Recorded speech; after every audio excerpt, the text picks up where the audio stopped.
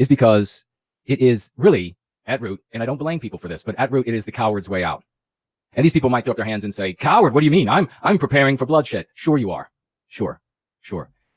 This idea that there's going to be a civil war, or that someone else, that some act of sabotage is going to overthrow the United States, enables folks to sit on their hands and do nothing. And of course, I had some people write when I say this, and, oh no, I'm doing something. I'm buying MREs, and I'm buying guns, and I'm buying ammo. And that is comical. That means you're doing nothing. It also is a form of entertainment. So it enables you to be a coward, and I don't blame you for that. As human beings, we all want the easy way out. We all want the road with the least number of obstacles. We all want it to be easy, but it's not going to be easy. No part about this process of recapturing our destiny is going to be easy. Every bit of it is going to take courage. And so folks that say, well, I'm being courageous by planning for violence in the streets. They're not being courageous by planning. They're not being courageous by buying the MREs. It would take courage to get out on that street with your face and pass out leaflets and speak to passersby about white well-being and try to bring people to our cause. It takes courage when you are sitting at that dinner table with your family and your in-laws, and you say, you know what, enough is enough. No more of this anti-white nonsense. I'm not going to stand another minute of it. I'm not going to hear another anti-white comment and put up with it. That is what takes courage. It takes courage to say to your family members, you know what, if you're going to be anti-white, or to say to your friends, if you're going to be anti-white, I want nothing to do with you. It takes courage to say what you believe at your work when you know there's the potential of losing your job. It doesn't take courage to believe that someone else is going to fight a civil war for you. It doesn't take courage to believe that someone else is going to pull off some act of sabotage, like I heard in a Doolittle recording that some little act of sabotage somewhere is going to somehow destabilize the whole U.S. And then who's going to sweep into the scenario? Who? What entity? But someone will, and then suddenly you'll have your conservative United States back. That's not how it works. That is the voice that's going through these people's heads. And as I say, understand, I forgive you. We are cause of redemption. Come back to reality.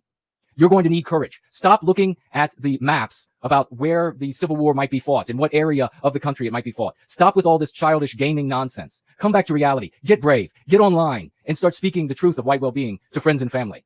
Get into the public and speak the truth of white well-being with strangers. That takes courage. How many of these people who claim to be so tough and who are girding themselves with munitions and camouflage, how many of them are brave enough to go to the mall and pass out leaflets, or much less go to their library and in secret put leaflets into books for white well-being? How many of them are brave enough to do that? None. They're brave enough to go buy a gun. They're brave enough to go buy a bullet, or a box of ammo, which I have myself. I exercise the right of self-defense, but that takes no courage.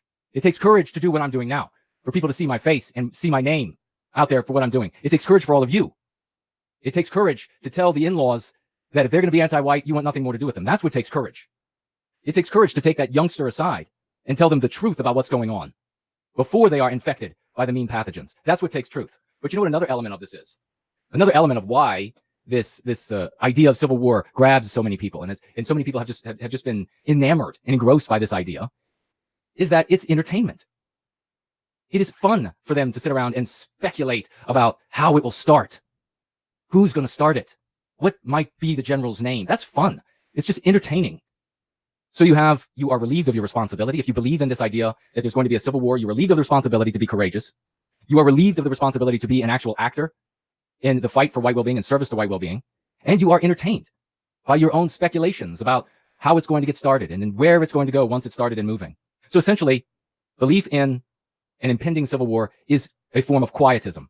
It is an acceptance of the status quo and a doing of nothing to oppose it. Now, John was saying that, he believes that there's this impending civil war, and the people that follow him who believe it, they all are active. But active doing what? If you really believe that there's going to be a civil war, an impending civil war, 5 to 10 years is what these people are saying. What are the questions that you're going to be posing to yourself? Is it going to be, how do we form a community? How do we form a new ideological people, or people ideologically? How do we recapture our destiny? Are those the questions that come to you? No. The questions that come to you are, where am I going to run? Where, and if you are real, I mean, look, unfortunately, I've been in plenty of fights when I was a younger man. And the guys who talk the biggest about and the loudest about how bad they are at fighting, how much they can sweep the floor with the opposition, those are always the cowards, the wimps. So these people who are talking about where they're going to make their last stand, is that conducive to white well-being? There is no future in a conversation about an impending civil war. There's no future for us. If you really believe that a civil war is impending 5 to 10 years, then it's time for you to get out of the chats, get out of these conversations, and find the other country to which you're going to move to save yourself and your family. There's no reason to continue to demand that others agree with you that there's going to be a civil war. The only thing that makes sense now is to flee, because there is no entity for us to pledge our allegiance to resist the sort of violence that the United States will exact upon any opposition to itself. The belief in an impending civil